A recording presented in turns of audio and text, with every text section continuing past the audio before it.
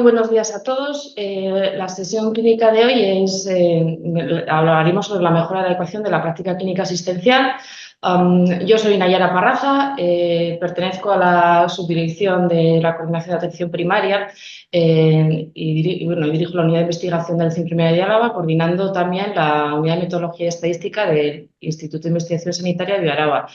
Mi papel dentro de la comisión es ser referente en la comisión MAPAC de Osi-Araba, Osi Rioja y contacto con la comisión MAPAC central. Y aquí a mi derecha tengo a Alberto Manzano, que todos conoceréis como compañero que trabaja, jefe de servicio de la UCI, y está aquí también pues porque él forma parte de la comisión corporativa MAPAC. Básicamente, estuvo desde el comienzo, la creó él, y ahora que tenemos la suerte de tenerlo aquí en la OSI, pues también hemos aprovechado a que participe con nosotros en la comisión MAPAC. Y os dejo un poco con él, que os hará una pequeña introducción y luego ya yo os contaré un poco lo que han sido estos años de comisión MAPAC, las cosas que hemos ido trabajando. Que haya uno a todos los que estáis ahí conectados tan prontito. Un poco el objetivo de la sesión es dar a conocer lo que es la adecuación de la práctica asistencial y clínica, que es una iniciativa que, lleva trabajándose aproximadamente desde el año 2010 en el país. Lo iniciaron la Fundación Cochrane España, que, la coordina o el referente es Xavier Bonfil en el Hospital de Santa Cruz y San Pablo de Barcelona, y nosotros tenemos la suerte de tener, aunque acaba de jubilarse, a uno de sus referentes también nacionales, que es José Ignacio Imparanza de la OSI Donostialdea. Esta iniciativa, que ya os digo que se empieza a trabajar en el año 2010-2011 a nivel nacional, la introdujimos en Osakidecha o la implementamos en Osakidecha a partir del año 18-19, con la mala suerte que nos pilló la pandemia COVID y hubo que pararlo todo, y os voy a explicar un poco cómo empezó, en qué consiste y un poco el camino que queremos recorrer ya hacia el futuro, porque creemos que es una iniciativa de mucha importancia. El acrónimo MAPAC ya veréis que es mejora de la adecuación de la práctica asistencial y clínica. Hablaremos mucho de la palabra adecuación, de lo que hay que hacer y de lo que no hay que hacer. ¿El por qué? Aquí tenemos a Xavier Bonfil, que digo que es el exponente principal. ¿Por qué hay que hablar de adecuación? No siempre las prestaciones que los pacientes reciben son las más adecuadas. Muchas veces hacemos cosas que no están claramente demostradas que vaya a mejorar el resultado en el paciente, y otras cosas que hay que hacer, pues no las hacemos. Y además se detecta una enorme variabilidad clínica injustificada, que vamos a ir recorriendo ahora. ¿De dónde venimos? De una medicina pues, que se basaba en una serie de características fundamentalmente de relación con el paciente, de exploración clínica y de conocimiento general, y por el desarrollo de múltiples recursos, tanto diagnósticos como terapéuticos, algunos de los que recogéis aquí, pues hemos pasado a una medicina completamente diferente. Hemos pasado a una medicina que está muy basada en la personalización, en la automatización, en la tecnología, en la genética, en la simulación. Y este cambio, que ha sido enormemente favorable para el manejo de múltiples enfermedades y al mejorar el pronóstico de múltiples enfermedades, como las enfermedades infecciosas, las oncológicas, las enfermedades raras, etcétera, pues ha tenido un precio. En esta evolución el precio ha sido que se han medicalizado mucho los problemas de la vida. Ya las personas, ya sabéis que existe lo que se llama el consumo de recursos sanitarios, pero también los profesionales favorecemos en muchas ocasiones ese sobreconsumo de recursos sanitarios que lleva al sobrediagnóstico y al sobretratamiento.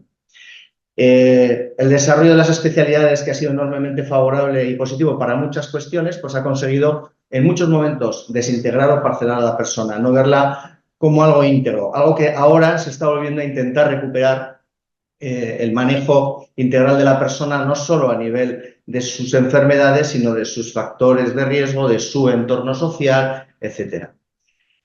Más no siempre es mejor. En muchos casos puede ser incluso peor para los pacientes.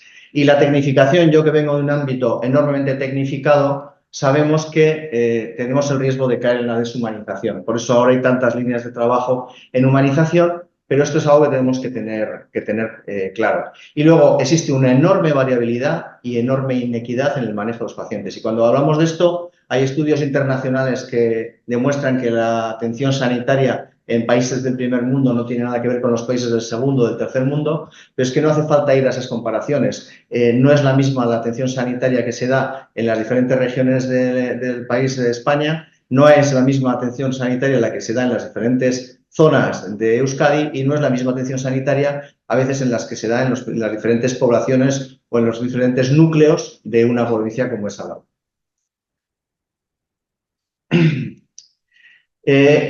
Por lo tanto, hay que tener claro que toda esta evolución hace que se introduzcan tratamientos y tecnologías que no han sido a veces suficientemente validadas. Tenemos mucho la tendencia a estar a la última y querer introducir la última tecnología, el último tratamiento, y a veces hay que ver que estén validadas y hay que ver que estén validadas no para la población general, sino para la población que yo estoy atendiendo, en el entorno que yo estoy atendiendo, con los valores que tiene esa población, ese individuo y con los recursos que tenemos.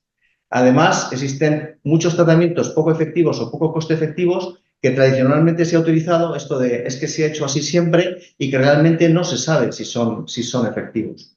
Se usan tecnologías médicas en detrimento de otras que han demostrado su utilidad y a veces tratamientos que han demostrado ser efectivos se utilizan más allá de sus indicaciones probadas. Esto también es una tendencia que a veces tenemos.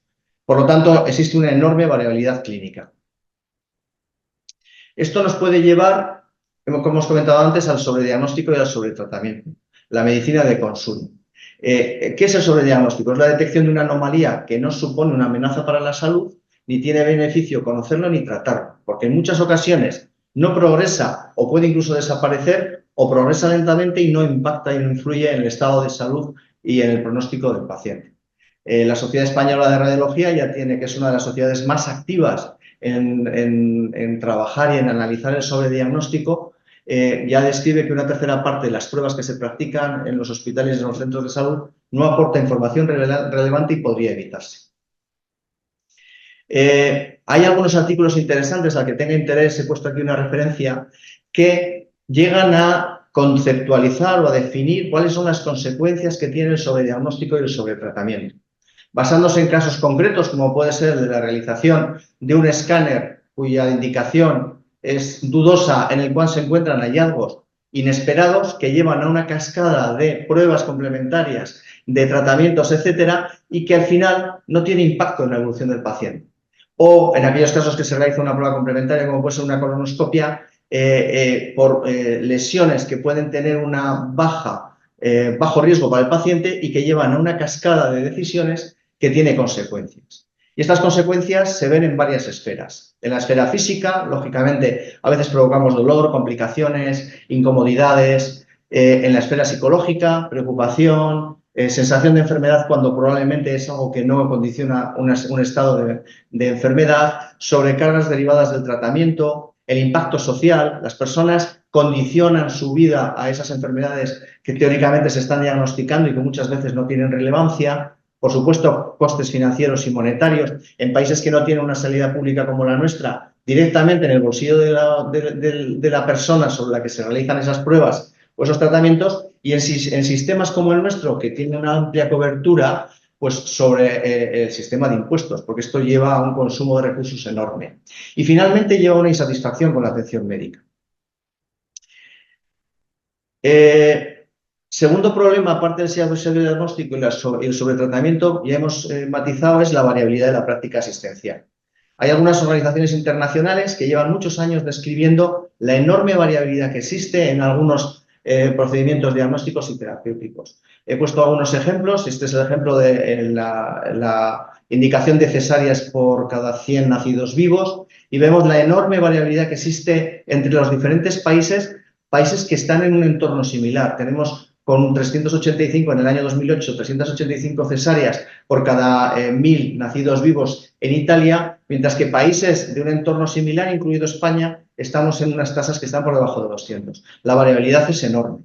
Este es el ejemplo de las cesáreas, pero tenemos el mismo ejemplo con las histerectomías, donde España en este año fue el país de estos que se habían registrado en la OCDE que tenían menos ratio por 100.000 mujeres de histerectomía, mientras que hay otros países, bueno, Estados Unidos, Canadá, Australia, sistemas de salud enormemente reconocidos que realizan prácticamente el doble de histerectomías.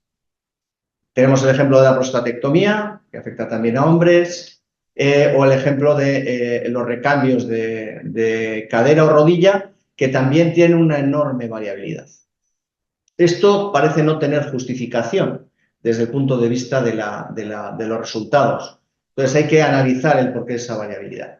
En España existe un instituto, el Instituto de Aragón de Salud, donde se ha desarrollado el Atlas de Variabilidad, en el que estamos adheridos muchas comunidades, entre ellas la nuestra, y que analiza periódicamente diferentes procedimientos para ver cómo estamos actuando a nivel del Estado respecto a ciertas técnicas diagnósticas o terapéuticas. Hemos comentado antes la prótesis de rodilla, aquí tenemos la prótesis de cadera, donde vemos en un mapa de colores que es muy claro aquellas comunidades donde la indicación es muy alta, estas en azul oscuro y azul claro, fundamentalmente en el norte del país, y otras comunidades donde incluso por debajo del 50% de indicación por niveles de población.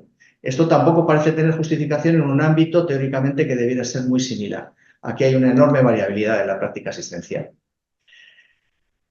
Un poco derivado de todo esto, ya os comento, desde el año 2010 aproximadamente, se han desarrollado diferentes iniciativas relacionadas con la adecuación de la práctica asistencial.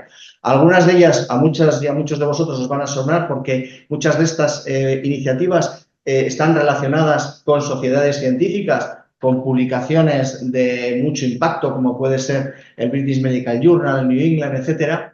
Y vamos a comentar algunas de ellas. Ya veis aquí, he resaltado pues, el Choosing Wisely, que voy a comentar un poco, iniciativas de desinversión, la iniciativa del Ministerio del año 2017 del compromiso por la calidad, que se realizó en aquel momento con 40 sociedades científicas, aunque luego se incorporaron otras 4 o 6 sociedades científicas más, el Right Care del Lancet, la guía NICE del Instituto Británico de Salud, etcétera. Y aquí está incluida la iniciativa MAPAC como una de ellas. El Choosing Wisely es una iniciativa de 20 sociedades científicas que actuaron en 20 países, 76 sociedades de la Fundación AVIV y que tiene elaboradas a día de hoy más de 500 recomendaciones con una metodología de análisis muy similar a la que hace, por ejemplo, el MAPAC, que es la que nosotros hemos intentado implementar. Ya veis aquí los países que en el año 2017 tenían desarrollado esta iniciativa, en el cual no nos encontramos. Nosotros no estamos incluidos en esta iniciativa. El NICE, la guía de no hacer, también yo creo que con mucho impacto y mucho recorrido. Esta es una guía que desarrolló un montón de recomendaciones, pero que en el año 2019-2020 dejaron de publicar porque vieron que el seguimiento de estas recomendaciones, a pesar de que eran muy famosas, era enormemente bajo. Hicieron un análisis y no llegaba a un impacto del 30% de los servicios de salud del Reino Unido que seguían estas recomendaciones. Entonces decidieron que no merecía la pena seguir continuando con una iniciativa que no era seguida por los profesionales, que el objetivo era que hubiera un seguimiento por los profesionales. Esta es la iniciativa del Ministerio de Sanidad de España del año 2017, que a día de hoy tiene recogidas iniciativas de 45 sociedades científicas. Estas son iniciativas que parten de las sociedades científicas, que han sido analizadas mediante un método Delphi y se han colocado en una página de calidad del Ministerio con 216 recomendaciones. Probablemente a muchos de los profesionales de las diferentes especialidades, desde sus sociedades científicas, les hayan llegado de manera periódica aquellas recomendaciones que tienen elaboradas. Suele ser aproximadamente unas 5 recomendaciones por sociedad científica, pero hay un enlace en la página web del Ministerio donde podéis acceder a todas las recomendaciones. El Right Care de Lancet, que es una iniciativa que parte de que la atención sanitaria que hay que buscar es la que aporta más beneficios y menos efectos deseados, que tiene que tener en cuenta las circunstancias de cada paciente, sus valores, y además se sustenta en la mejor evidencia posible y en los estudios de coste-efectividad. Todas estas iniciativas tienen un concepto similar.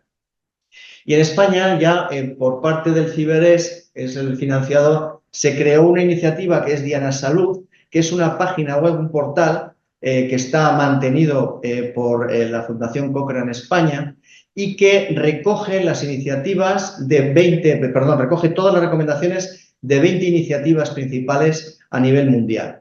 Esta página web, este portal, se actualiza periódicamente. Aquí tenéis las diferentes iniciativas de las cuales recoge recomendaciones y a día de hoy tiene recogidas 6.621 recomendaciones. Este dato está sacado del lunes, o sea, es un dato actualizado y periódicamente se van incrementando las recomendaciones.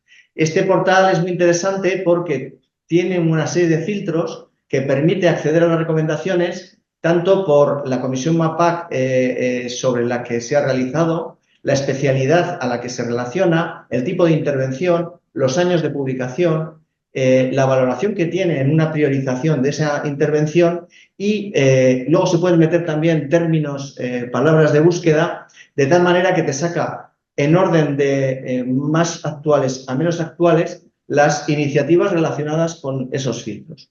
Os recomiendo que naveguéis un poco en este portal en relación con vuestra práctica asistencial porque os vais a encontrar con recomendaciones enormemente interesantes. Estas recomendaciones no solamente os pone el tipo de recomendación, sino que detrás podéis acceder al análisis que se ha realizado, los fundamentos, el soporte de evidencia científica, quién ha sido el que ha realizado esta recomendación, qué agencia o qué iniciativa. Y finalmente, y lo dejo para el final porque no es la motivación principal, la desinversión. La desinversión es una palabra que se ha utilizado mucho en economía de la salud. De hecho, en los contratos programas de Osakidetza desde hace años hay indicadores de desinversión. El fundamento es el mismo, es dejar de hacer aquellas... dejar de hacer pruebas complementarias, dejar de hacer tratamientos que no han demostrado un beneficio claro de los pacientes a los que manejamos. Nosotros, desde el punto de vista estratégico, la desinversión es el último factor que valoramos, pero hay un impacto muy claro en el gasto. Y lo que se pretende es que aquellas técnicas que no aportan valor y se dejan de hacer y que tienen una serie de ahorros de costes, se dirijan hacia el desarrollo de otras que sí han demostrado que tienen un coste y que interesa a la población para mejorar su estado de salud. Con toda esta información, en el año 18 empezamos un trabajo, estando yo en Osakidetza, a nivel de la Dirección de Asistencia Sanitaria y revisando un poco todas las iniciativas, viendo que en España ya había 2 núcleos que habían empezado a trabajar de manera muy importante con la iniciativa MAPAC, que eran el Hospital de Sant Pau en Barcelona y la OSI Donostialdea en nuestro ámbito, en Donosti, pues decidimos trabajar y desarrollar a nivel de Osakidetza la iniciativa MAPAC.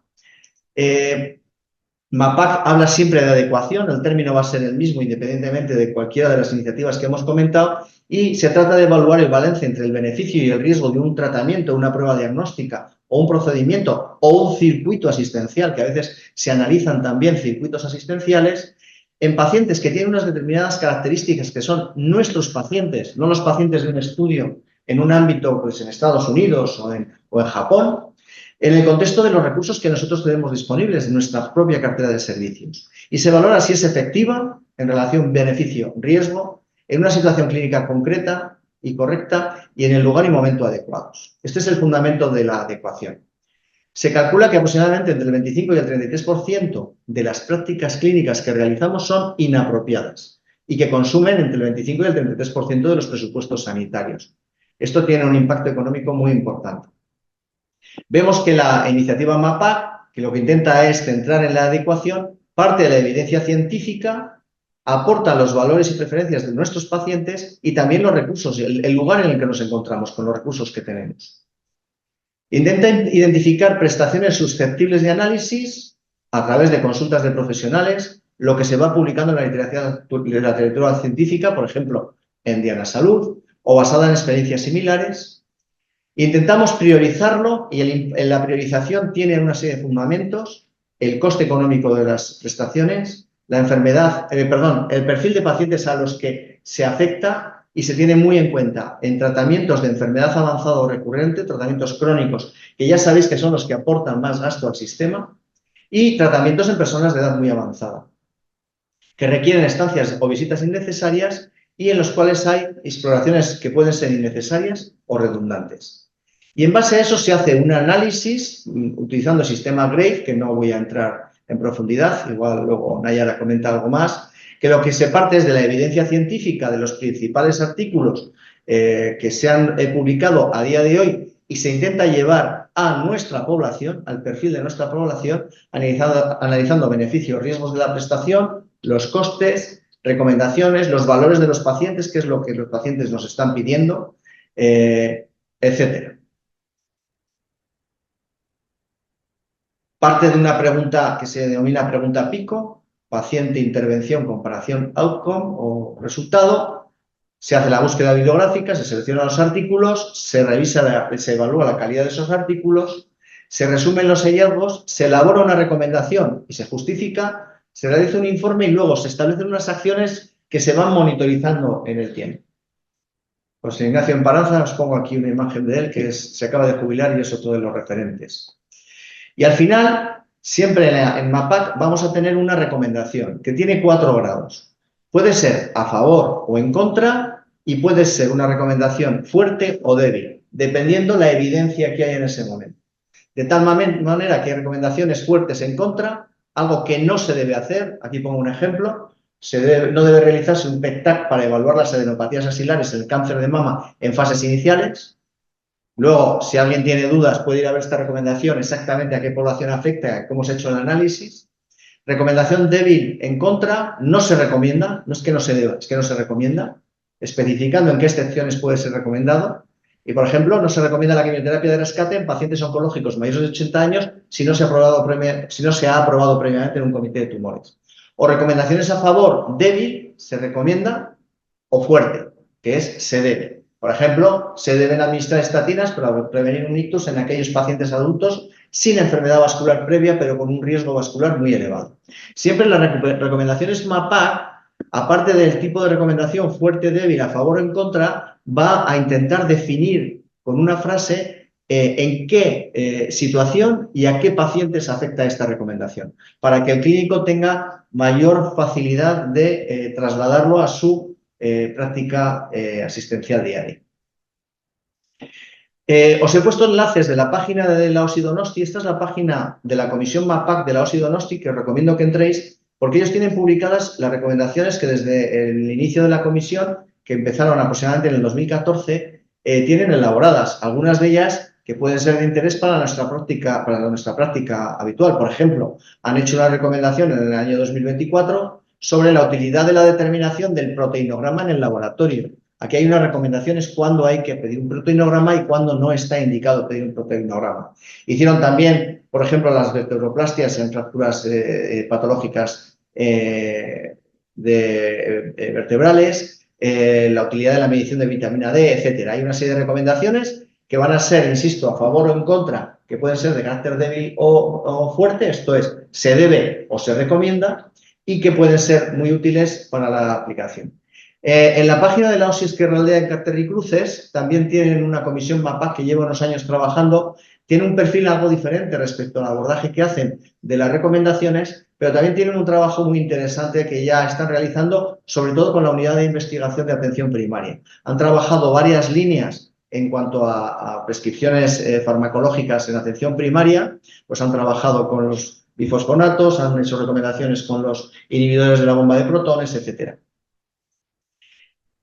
Han trabajado con los servicios asistenciales con los que han identificado algunas inadecuaciones potenciales detectadas. Esta es una iniciativa que puede ser interesante, y es que los propios servicios vengan con las dudas que tienen respecto a implementar o desimplementar alguna técnica diagnóstica o terapéutica en el manejo de sus pacientes. Pues aquí tenéis algunas con las que ha trabajado la OSI Carter y Cruces, y también tienen una potente línea de investigación. Os pongo esta porque luego en Osakidecha la intentamos incorporar y extender a todos los hospitales, que es la indicación de una exploración radiológica que es el TAC craneal en 5 procesos por los que acuden pacientes al servicio de urgencias.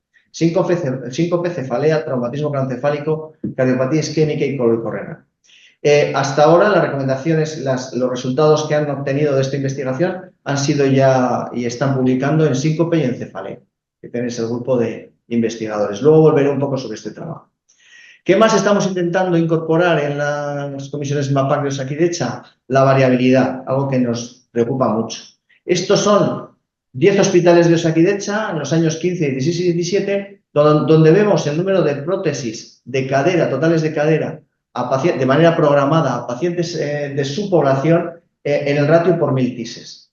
Ya veis que hay una enorme variabilidad. Hay un hospital donde realizaba 11,58 por cada 1000 TISes, mientras que hay otros hospitales que llegan a más de 17 prótesis de cadera totales. Esto es un 50% de variabilidad.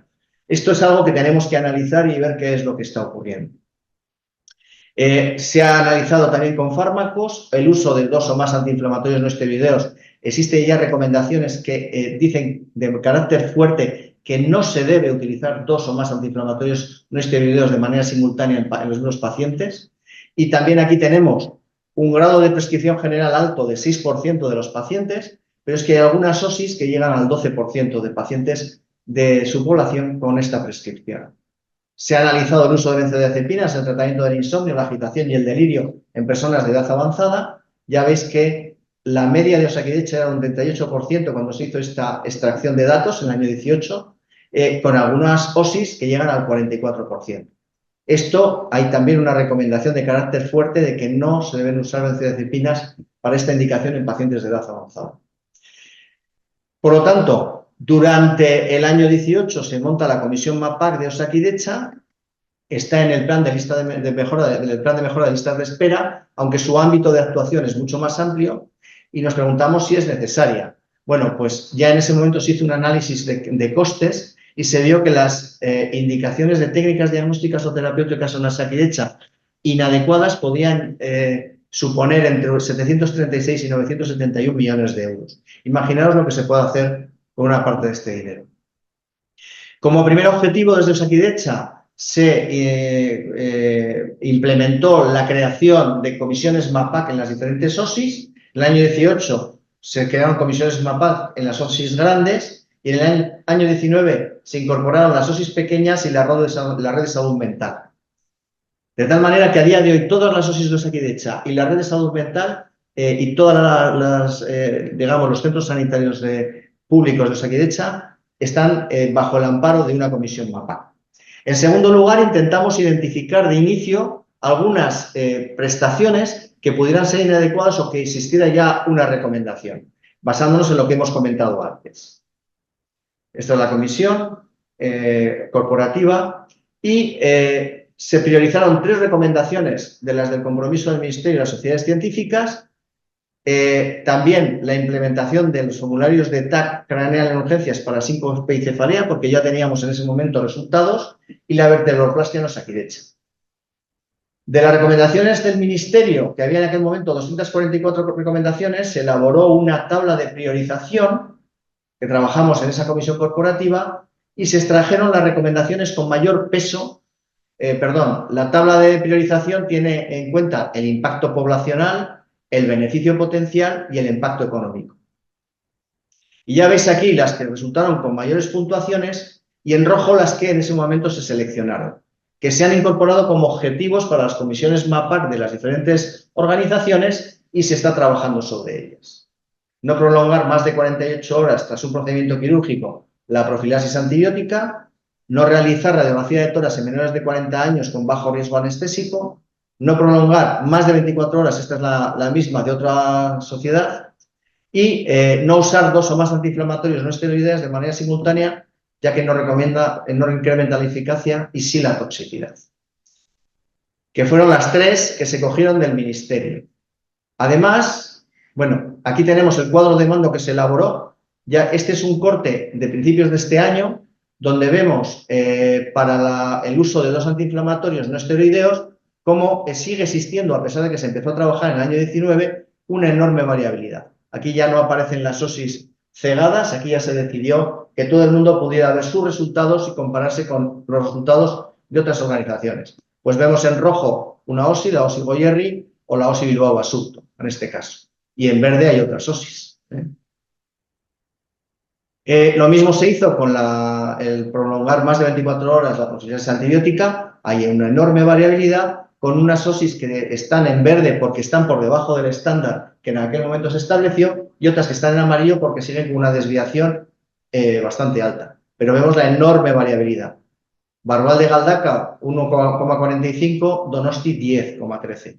Esto es 10 veces más. Aquí hay una enorme variabilidad que hay que analizar y estas comisiones MAPAC deben analizar por qué se produce eso.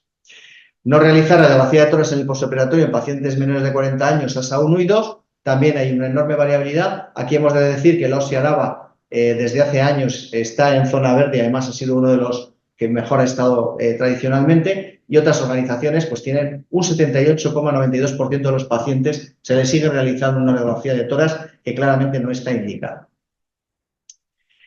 También se ha implementado el proyecto de investigación de la Comisión MAPAC de Cruces, que se hizo con la Unidad de Investigación de Atención Primaria. Estos datos me los cedió Ignate Arana, de Biocruces, donde se vio que la implementación de un formulario que guía la indicación de TAC en urgencias, en este caso para el síncope, tenía un impacto claro en la reducción de TAC que se realizaba en urgencias. Este es el formulario, lo tenéis, si entráis en Osavide Global y accedéis a formulario TAC, lo vais a encontrar. Y se vio cómo antes de la implantación del formulario, esto es la adecuación, si hay factores de alarma, que había un 10% de pacientes con factores de alarma, el 98% se realizaba TAC, en el 2% no, esto es la inadecuación para los que sí tienen indicación, pero de los que no tenían indicación de TAC, se realizó TAC en el 46%. Esto es una sobreindicación de una técnica diagnóstica. Tras realizar la implementación del formulario, mejoró la implementación, esto es, el 48% de los pacientes no estaba bien indicado el TAC, bien porque no se hacía y había que hacerlo, o bien porque se hacía y no había que hacerlo, se pasó a un 12% y sobre todo, claramente, donde mejoró es en la sobreindicación. Pasó de un 46 a un 7,6%. Esto, además, tuvo un impacto, esto fueron 6 meses de implementación, tuvo un impacto económico en la OSI Cruces de 85.848 euros. Además de no radiar a pacientes, además de no consumir tiempos y recursos, hubo un ahorro económico. También se hizo para la cefalea, los datos no son tan espectaculares, pero ojo, aquí no solamente se vio que había una inadecuación por sobreindicación, sino que había una infraindicación también en pacientes que tenían datos que orientaban a la realización de un TAC, hasta en el 39% de los casos no se realizaba. Tras la implementación del formulario, esto disminuyó. O sea, aquí mejoramos la indicación, no la no indicación. También tuvo un impacto económico, pero menor. Y ahora dejo a Nayara que nos cuente cómo está la comisión MAPAC de la OSI Araba. Muy bien, bueno, pues un poco resumiendo lo que ya ha contado Alberto sobre lo que es el MAPAC, ¿vale? Pues bueno, comentar que está muy relacionado con lo que es la medicina, la práctica clínica basada en evidencia y también con la calidad asistencial, ¿no? Básicamente podría resumirse en eso. Y bueno, una de las... ¿y por qué MAPAC? ¿No? También lo hemos comentado. Bueno, pues porque algunas de las prestaciones que se realizan en los pacientes se ha visto que no son adecuadas, ¿no? Y así lo mostrábamos con lo que nos han comentado de la variedad de la práctica clínica y con la sobreutilización e infrautilización de los recursos sanitarios, ¿no? Lo hemos mostrado de esta manera. Bueno, y algunos de los problemas que se identifican con esta falta, con estos problemas los problemas de adecuación muchas veces vienen por dudas sobre la relación beneficio-riesgo de las diferentes prácticas, también por problemas o dudas también en cuanto a la validez y la calidad de los estudios que se publican, ¿no? Problemas de inconsistencia, de discrepancias, algunos sesgos, ¿vale? Y también, bueno, problemas de aplicabilidad, de equidad y de ineficiencia que también, bueno, pues se han comentado de alguna manera, ¿no? Esto es un poco la base o el soporte por lo que se decide trabajar e incorporar estas comisiones dentro de la organización. Vale, pues como bueno, la central nace, la comisión MAPAC central nace a principios de 2018, la de OSI Araba, OSI Rioja se crea a finales de 2018. y realmente su papel es como un órgano consultor y asesor de la dirección sobre la adecuación de estas prácticas clínicas. Institucionalmente depende de la dirección de gerencia y sus funciones principales, así de forma general, pues bueno, es analizar las recomendaciones que bien se elaboran en otras comisiones, que a propuesta de diferentes iniciativas, o bien por los propios profesionales. Se analiza su posible implementación y se trabaja en la difusión y monitorización. Vale, cuando hablamos, hemos hablado mucho de lo que son prestaciones sanitarias, prácticas clínicas, ¿no? Pero bueno, cuando hablamos de esto hablamos en el término más amplio de la palabra, ¿no? Hablamos de procedimientos diagnósticos o terapéuticos, hablamos de atención en cuidados, hablamos de rutas asistenciales, ¿de acuerdo? Bueno, ya concretando un poco en algunas de las tareas o actividades en las que hemos trabajado desde la comisión de MAPAC Araba y bueno, que son también comunes al resto de comisiones MAPAC que hay instauradas a nivel bueno, de Euskadi y a nivel estatal, pues bueno, la primera de ellas es comenzar por identificar cuáles son esas prestaciones o esas prácticas, ¿no? Que son potencialmente inadecuadas o susceptibles de analizar, ¿no? Y bueno, y aquí se nombraban algunas iniciativas que pueden ser fuente de estas dudosa adecuación de prácticas, y hablábamos de Choosing Wesley, hablábamos de Diana Salud, de Guía Salud, también de esto a nivel de iniciativas promovidas por las sociedades científicas. También hablábamos de otras iniciativas más promovidas desde el ámbito editorial, como la de Yema, de Leslie Moore, o Too Much Medicine de British Medical Journal. ¿Vale? Bueno, pues, pero también otra vía, otra fuente de identificar estas prestaciones de dudoso valor o de escaso valor, pues precisamente somos los profesionales sanitarios, ¿no? En ese contacto que tenemos en la atención que prestamos a los pacientes a lo largo a todos los niveles. Bueno, el segundo punto sería un poco establecer, cuando la lista es muy larga en cuanto a posibles prácticas a evaluar, ¿no? Pues establecer una serie de priorizaciones, ¿no? Basadas en unos criterios que previamente se fijan o se consensúan. ¿Vale? Bueno, algunos de ellos, pues nos lo comentaba Alberto, pues pueden ser bien basados en las características de la enfermedad, porque sea recurrente, por el impacto, ¿vale? Bien por las características de los pacientes, porque sean pacientes vulnerables, porque sea una prestación recurrente, lo que fuera, ¿no? Y una vez que tengamos ya establecida cuál es identificada cuál es la práctica sobre la que empezar a trabajar, pues bueno, vamos a evaluarla, ¿no? A evaluar su adecuación y a generar recomendaciones con una metodología específica para ello, que es la metodología GRADE, ¿vale? Luego, el quinto punto sería formular acciones de mejora. Estas acciones de mejora tienen que estar basadas en hechos, basadas en evidencia, y es muy importante que estén consensuadas entre todos los agentes implicados, todas las partes implicadas. Algunos ejemplos que pueden ser de este tipo de acciones pues pueden ser sesiones o reuniones con profesionales sanitarios. Pueden llegar también a crearse modificaciones en las guías o protocolos, también incluso en los sistemas de información, o elaboración simplemente de un checklist.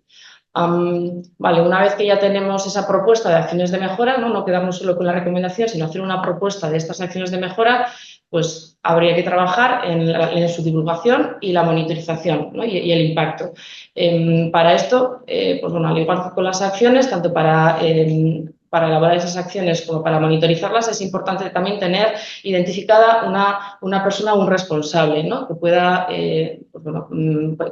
hacer ese seguimiento en cuanto al impacto. Y aquí algunas fórmulas que podemos utilizar para monitorizar ese impacto, pues bueno, son el cuadro de mandos que se ha creado dentro de la comisión corporativa, con unos indicadores, ¿no? A través de los sistemas de información que tenemos, o incluso, llegado el caso, se podrían crear sistemas de registros ad hoc. ¿Vale? Generalmente los indicadores que se establecen, pues bueno, suelen ser indicaciones de procesos relacionados con el uso de recursos sanitarios, pero bueno, en la medida que es posible, pero suele ser bastante más dificultoso, pues habría que llevar a nivel de preferencias de paciente. Vale, en cualquier caso, lo importante a la hora de realizar todas estas actividades dentro de las comisiones es que se necesita de una participación activa no solo de los clínicos, también de gestores, de expertos en sistemas de información y metodólogos.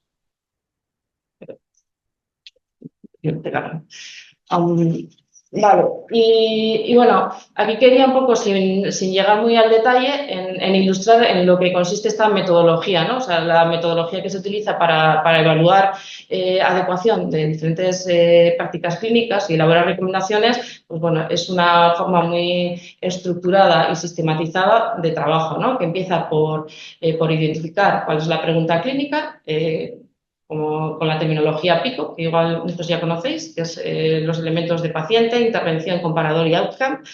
A partir de eso se realiza una revisión, una revisión rápida de la evidencia.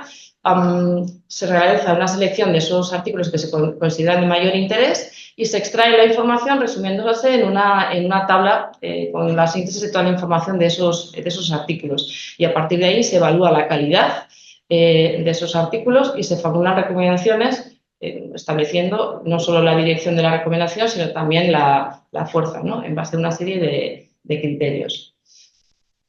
Y bueno, llevados un poco a toda esta parte más teórica de lo que hacemos, ¿no? Llevado al terreno de lo que hemos trabajado en el poco recorrido, el poco tiempo que hemos tenido hasta que apareció el COVID, ¿no? Dentro de la comisión MAPAC de Araba-Rioja, pues básicamente se resumen dos cosas. La primera de ellas, que es en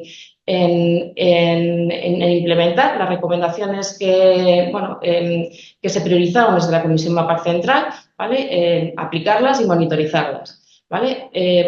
Nos han hablado ya de 4 de ellas, ¿vale? Una de ellas es esta que veis aquí en pantalla, no usar más de 2 antiinflamatorios no esteroideos de manera simultánea, ya que no incrementa la eficacia y sí la toxicidad. Bueno, pues para esto se creó un grupo de trabajo dentro de la comisión, formado no solo por gente de la comisión, sino también se buscó profesionales, ¿no? Que trabajaran en este ámbito. Y bueno, lo que se hizo fue elaborar una nota informativa a los WAPs con un listado de los pacientes que tenían prescritos 2 o más AINES, con la idea de que los médicos de atención primaria revisaran esas prescripciones. También se envió por correo electrónico la recomendación a los jefes de servicio de los servicios que se identificaron dentro de este grupo de trabajo y se hizo una difusión en Infoberría, ¿vale? Esto básicamente porque, bueno, como no sé si habéis llegado a ver en lo que mostraba Alberto, pues estábamos un poquito por encima del objetivo que se marcó, ¿vale? Que era un 3%, menor, o sea, estamos más por encima del 3% de pacientes a los que se les prescribe 2 o más AINES. Vale, luego estas otras 2 recomendaciones, bueno, la de no prolongar más de 24 horas de profilaxis antibiótica después de una intervención quirúrgica programada no complicada, pues bueno, nos dimos cuenta de que ya se estaba realizando y estaba integrada en el protocolo por la Comisión de Infecciones. Y la otra, la de no realizar radiografía de tórax en menores de 40 años con bajo riesgo anestésico, pues bueno, estábamos dentro de los, también creo que lo ha comentado Alberto, estábamos dentro de los objetivos que se fijaron, ¿no? Y aquí lo que nos pidieron, pues para ayudar nos pidieron que identificáramos qué acciones creíamos que qué cosas estábamos haciendo aquí para que pudiéramos ayudar a las otras comisiones a proponer estas mismas acciones y trabajar de la misma manera, de tal manera que mejorara la adecuación, ¿no? en esas otras OSIs. Y por último, con relación a esta otra recomendación de petición de TAC en los servicios de urgencias en pacientes que acuden a cefalea, pues bueno, esta creó bastantes dudas dentro del grupo de trabajo de la comisión. Se realizó una revisión de diferentes fuentes bibliográficas para conocer mejor en qué se sustentaba esta recomendación. También se hizo una revisión de los TAC que se realizaban en los últimos meses y bueno, como todo ello no fue suficiente para resolver estas dudas que teníamos en cuanto a las bases o el fundamento de esta recomendación, pues bueno, nos quedamos un poco pendientes de hablar con Alberto o alguien de MAPAC Central, ¿no? Para que nos explicara y poder trabajarlo. ¿Vale? Nos quedamos un poco ahí porque llegó el COVID y se detuvo todo, ¿vale? Entonces, como decía, esta es una de las 2 cosas que se trabajaron dentro de la Comisión MAPAC, o sea, Araba y Rioja, que fue la implementación de estas recomendaciones priorizadas dentro de MAPAC Central. Pero también empezamos, no pudimos llegar a completar, ¿vale? Una evaluación de la adecuación del uso de N-acetilcisteína en pacientes que estaban sometidos a una prueba de imagen por contraste iodado. ¿Vale? Elaboramos la pregunta PICO, echamos mano de las documentalistas que tenemos en la biblioteca y también de Osteva para hacer una revisión exhaustiva de la evidencia y nos quedamos un poco ahí, ¿no? O sea, tenemos seleccionados los artículos, pero nos quedamos un poco en extraer esa información, elaborar la tabla de síntesis y las recomendaciones correspondientes. También identificamos que en Alto Deva tenían algún protocolo y bueno, pues quedó pendiente hablar un poco con ellos para conocer un poco su experiencia y ver si podíamos aplicar algo aquí a nivel de OSI.